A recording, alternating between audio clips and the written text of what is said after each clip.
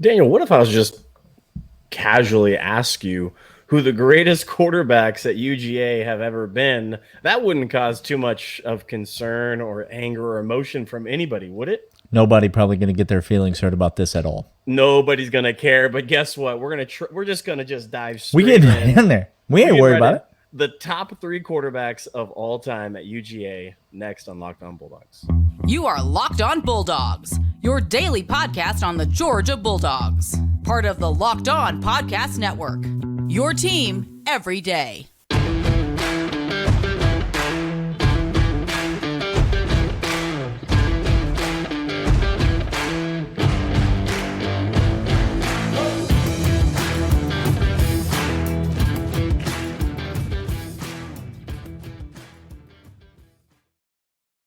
What is up, everybody? Welcome back to the Locked On Bulldogs podcast. So happy that you're here. I am Daniel. He is Clint. This episode brought to you by LinkedIn. Clint's not sure if it is, but it is, and so we're happy to have them along. If you're listening on audio, thanks for doing that. Apple, Spotify, Stitcher Radio, wherever you get your podcasts. Listen on there. Follow us, subscribe, leave us a 5-star rating and review. Thank you so much to everyone who has done that. It helps the pod out a bunch. If you have not checked out the YouTube channel, go subscribe to that. Thumbs up, drop us a comment, all that. If you're on audio, go check out YouTube. If you're on YouTube, go check out the audio. Those things help us out a ton. Thank you to everyone who makes this show so much fun to do and who have made this our most successful season of the podcast ever. It's been unbelievable. We've got a bunch of off-season stuff that we're going to get into, and we're going to begin here. We've done Mount Rushmores in the past, Clint. Sure. Here's the thing about Mount Rushmores is you don't really, there's a lot of them, one. And so it ends up just being like oh no, we accidentally just did the exact same thing that another podcast did. And we, for one, would hate to be those guys. So Death March TM.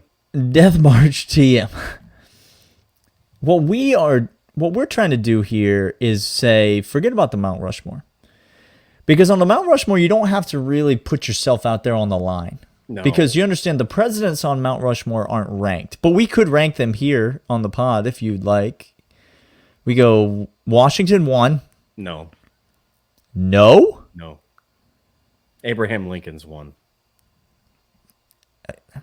There is no Abraham Lincoln if there's no George Washington. You're not even making any sense. All right, well, we're about to fight about the order of the... See, this is the point about Mount Rushmores. You don't have to rank them. You just have to name 4 of them. What if we go top 3 and we count them down? Number 3, number 2, number 1. Interesting. And that way we have to go... We got to go fully exposed here. And listen, we're starting with the greatest quarterbacks of all time. The robes are coming on, and... We're going full exposure here on the pod. We're starting greatest quarterbacks of all time, and so bury the lead. Loyal 199 third segment listeners, you know who we're getting to in the third segment. No, you know. The number 1 quarterback in Georgia history of all time. By the way, day 2 of not talking about ridiculous nonsense related to Stetson Bennett. And day 4. Just mark it down. Let's start with number 3, though, Clint. Okay. This is where we get into they didn't pick this guy. Oh, they left this guy off. We're starting right out of the gate. Number 3 is where all the tension is. Yes. For number 3, I'm going with my head, and I'm going with my heart. Okay? We're going with my head tells me what's the most important thing a quarterback can do? Winning. Lead his team to victories. So my head tells me that David Green is the 3rd best quarterback in Georgia football history. Say he's wrong. And my heart tells me that I was in the building watching David Green do these things to people. Man's not young. And so neither is David Green. So it ain't hard for me to think back fondly to those days. And by the way, 11,500 passing yards in a career is not so bad. 40-plus wins in a career. Back in an era where there weren't no 15-game seasons, Clint. We're not out here playing 15 games. But 40-plus wins as a starter in the SEC. David Green The hobnail boot, one of the most iconic moments in Georgia history, responsible for SEC champions, really established the Mark Richt era and put Georgia back where it belongs. As much credit as we give, rightfully so, Mark Richt, for reestablishing the program after a couple of decades of middling around, to put it mildly. That was very mild. Maybe just a decade, a little over a decade of middling around.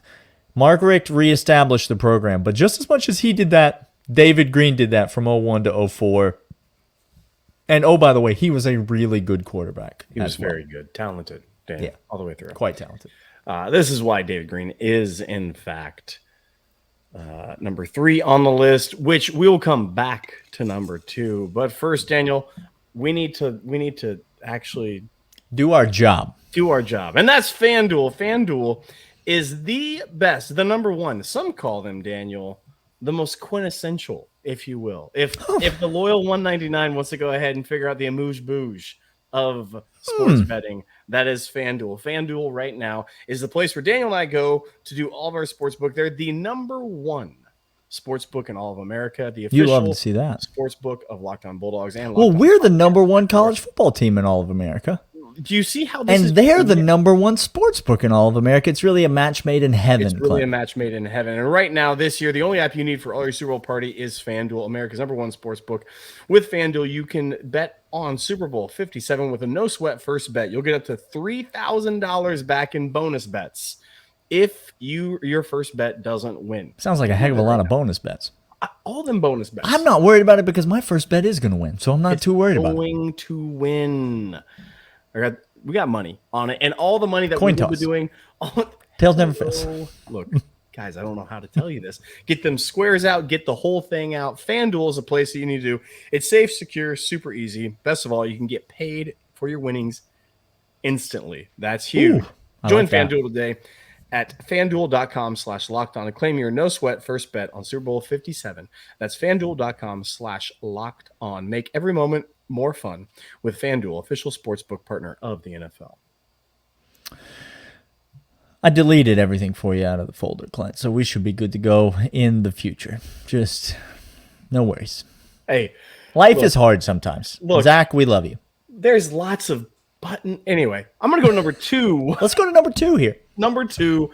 Zach is dying to know who number 2 is on the list. Wants to know, so I'm going to tell Zach and the rest of the listeners who the number 2 best quarterback in UGA history that is ever played, and that is one Aaron Murray. I don't know if you understand what this man meant, does mean, and has meant, and will forever mean for Georgia, but this man set the epitome for passing prestige within the SEC. Daniel. That's correct. Before he came about, there was nobody that threw for 3,000 yards in the SEC. They didn't do that. Before he came about, there was nobody. Now, granted, some of you might be chirping right now. Yeah, he had the most talented wide receiver ever at UGA and AJ Green. I don't care what you had. This man slinging around the yard in an era in which brought in kind of the air attack of college football right in the midst of it, but he was talented all the way around. This is just his season yardage: 3,049, 3,149, 3,893, 3,075, 24 touchdowns, 35 touchdowns, 36 touchdowns, 26 touchdowns. Injury plagued a couple of those along the way. 121 touchdowns and over 13,000 career passing yards. It's a fair amount.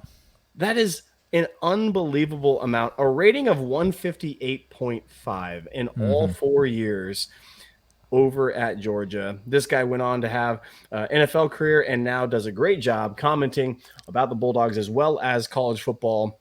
Probably most famous for being a guest on the Locked On Bulldogs podcast. I would guess if that's... We had him on. We loved him. We got to have him back.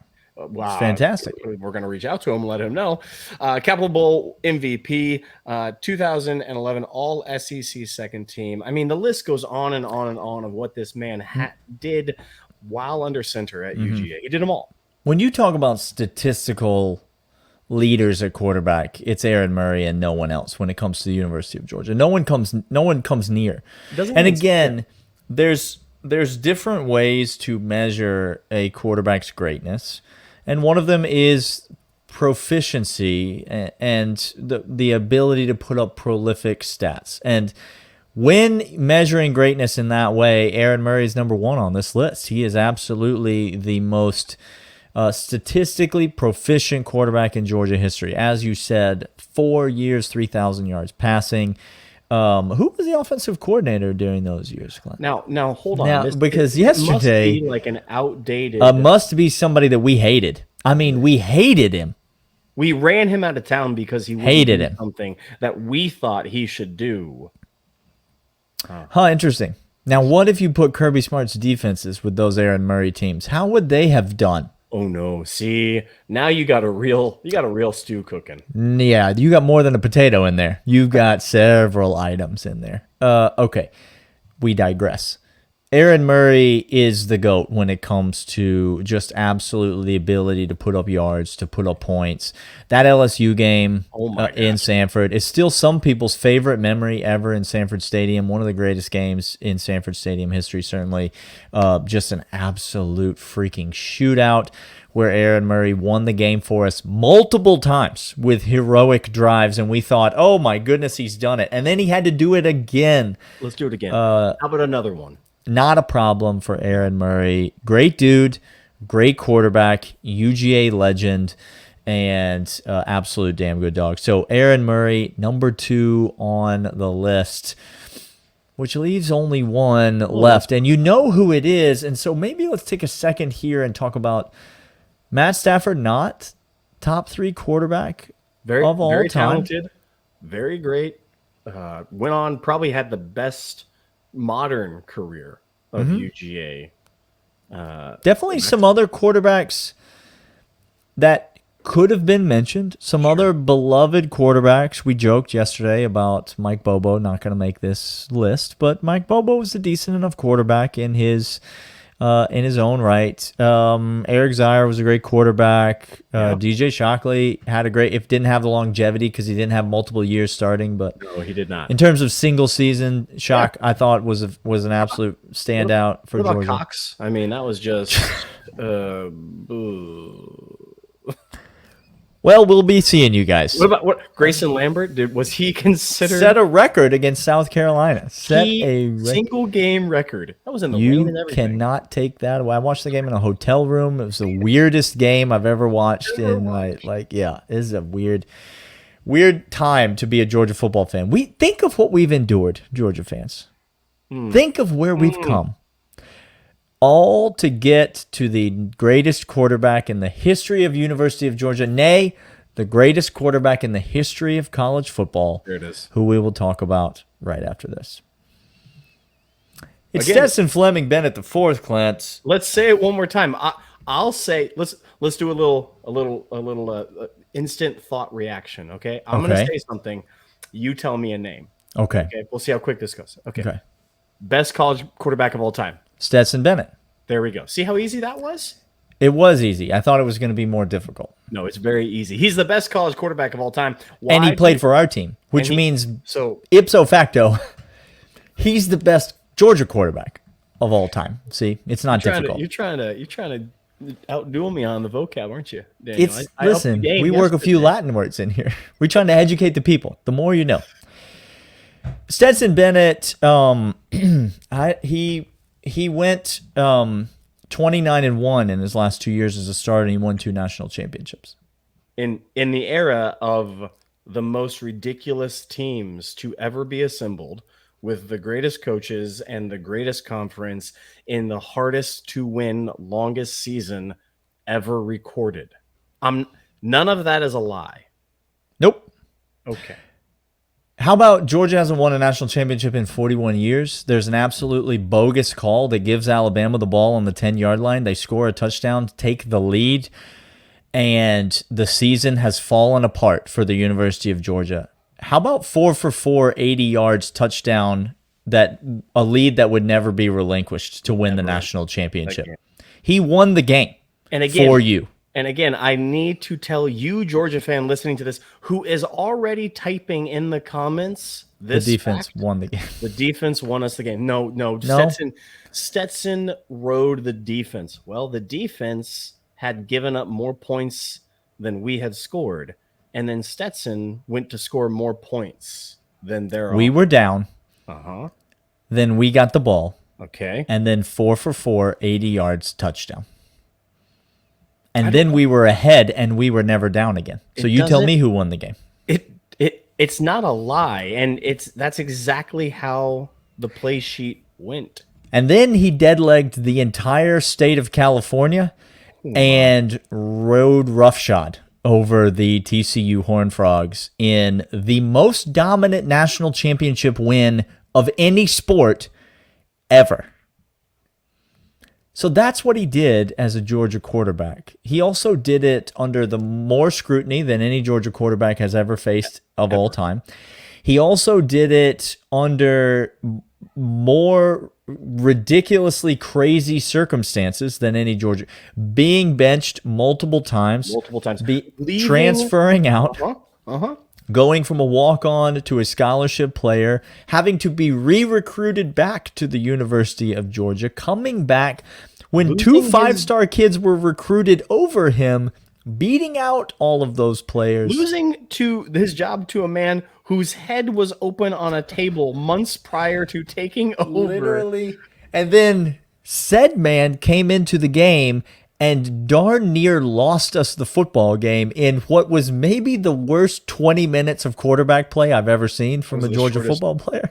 Shortest that any quarterback in the history. And Stetson Bennett had to come in and win us that game, and he's the greatest quarterback in Georgia football history, and there will be no debate about it. It's not a debate on this podcast. And if it's here, let me help you with this argumentation.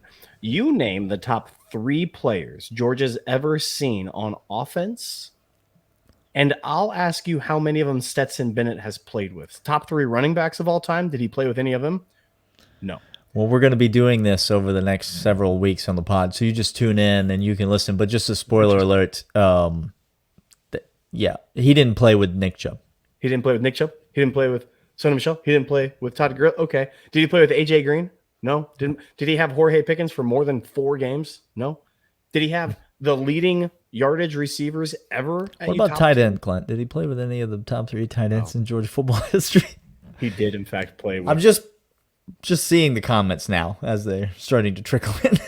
Well, this has been Locked On Bulldogs, part of the Locked On Podcast Network. Your team every day. Come back tomorrow for more UGA content. We'll see you guys then. See ya.